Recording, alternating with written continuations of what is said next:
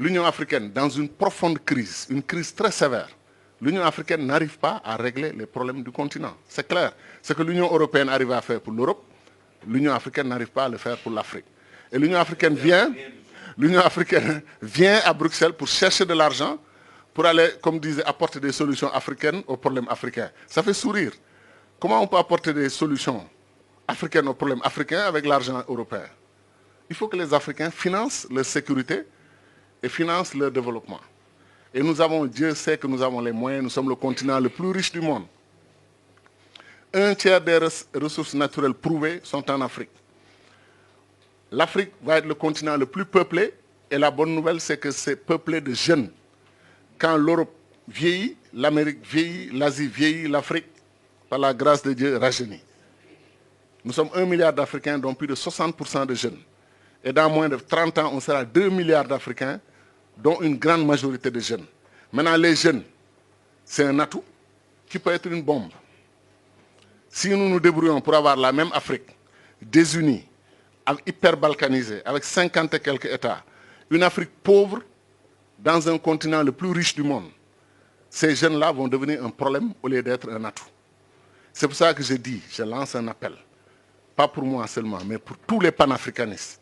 Il faut élire des dirigeants panafricanistes dans nos pays. L'exemple de Wade, Kadhafi et Obasanjo l'a prouvé. Des dirigeants non panafricanistes ne vont pas parler du futur de l'Afrique. Ils vont nous faire rêver en nous faisant croire qu'il est possible de bâtir l'Afrique sans l'unité. Ce n'est pas possible. Ou bien ils vont parler de l'unité du bout des lèvres et ils vont pratiquer autre chose. Nous sommes aujourd'hui dans une situation de non-développement, de développement arrêté, parce que nous sommes divisés. Le Sénégal, la Gambie, la Guinée-Bissau, ce n'est pas possible, ça ne peut pas continuer. Il faut que ces 3 pays, plus le Mali, plus la Mauritanie, plus la Guinée-Conakry, plus les autres pays de l'Afrique de l'Ouest, pourquoi on ne crée pas une union politique en Afrique de l'Ouest avec un gouvernement régional, fédéral? Pourquoi on ne peut pas le faire? Et lancer le même appel aux pays de la SADC, qui sont très unis d'ailleurs. Lancer un même appel aux pays de l'Afrique de l'Est. Le pays de l'Afrique du Nord, s'ils étaient unis, vous croyez que l'alliance Maroc-Algérie ne serait pas une puissance comme la France et l'Algérie, la France et l'Allemagne? Très rapidement. Mais chacun est dans sa situation avec les mêmes difficultés et on passe notre temps, chacun d'entre nous est un obstacle pour le développement de l'autre. Vous imaginez que le Mali a 7 frontières. 7. 7 pays empêchent au Mali de voir le soleil, c'est-à-dire de voir la mer et d'accéder. Vous avez la Guinée, territoire Sénégal, Mauritanie, Côte d'Ivoire, Burkina Faso, Niger, Algérie. Quand 7 pays vous encerclent et chacun prétend être un pays souverain qui contrôle ses frontières, mais ils vous étouffent, ils vous empêchent de respirer.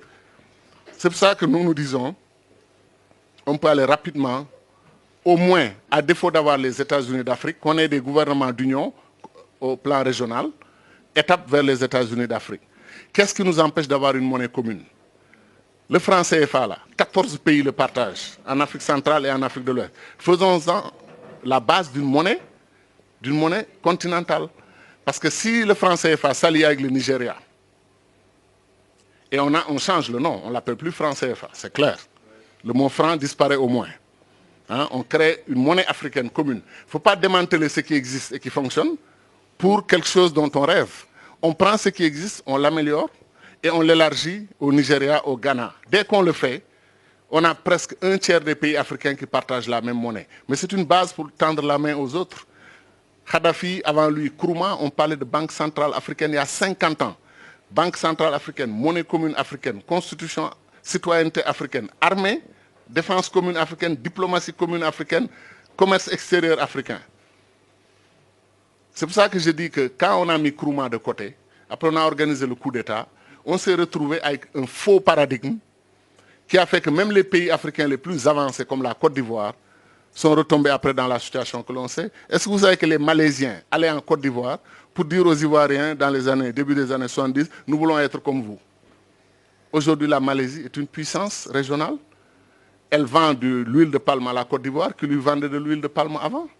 La Corée du Sud, qui avait 1,5 milliard de dollars, 1,5 milliard de dollars de PIB égal au Sénégal, a aujourd'hui 1500 milliards. Le Sénégal a 15 milliards de PIB. Et la Corée du Sud a un niveau de développement équivalent à 25 pays d'Afrique qui sont regroupés dans le marché commun de l'Afrique du Nord, de l'Est et du Sud. 25 pays d'Afrique. Mais pourquoi? Parce qu'ils ont eu le bon leadership, et ils ont appris à être un État depuis 5000 ans. Nous, on apprend à être un État depuis 50 ans. Et des États qui posent problème parce qu'ils n'ont pas de frontières reconnues et acceptées par les populations.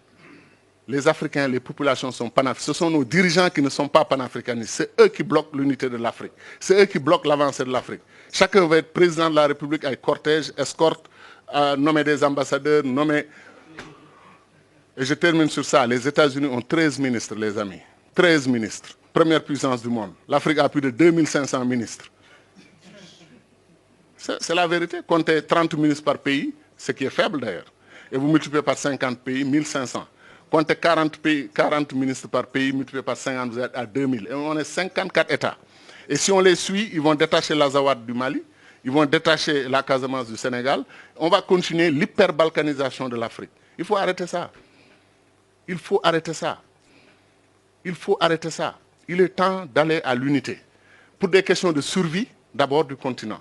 Et ensuite pour des questions d'ambition, que l'Afrique fasse partie des puissances du monde dans 10 ans, 20 ans, à côté de la Chine, qui est un pays aussi pauvre que nous, à côté de l'Inde, qui est un pays aussi pauvre que nous, à côté du Brésil, qui est un pays aussi pauvre que nous. Comment chacun d'entre nous peut faire face à la Chine, faire face à l'Inde, faire face au Brésil, faire face aux États-Unis? Voilà les 4 pays qui vont diriger le monde dans 10, 20 ans. 3 d'entre eux, sont des fédérations. 3 d'entre eux. Et le 4e est en fait, je n'ose pas le dire parce que j'ai trop d'amis en Chine, mais la Chine est un conglomérat de réalités nationales différentes, mais ils se sont unis. Voilà donc pourquoi on a tout intérêt, 1, à intégrer notre diaspora dans le processus de développement, et 2, à aller à l'unité politique.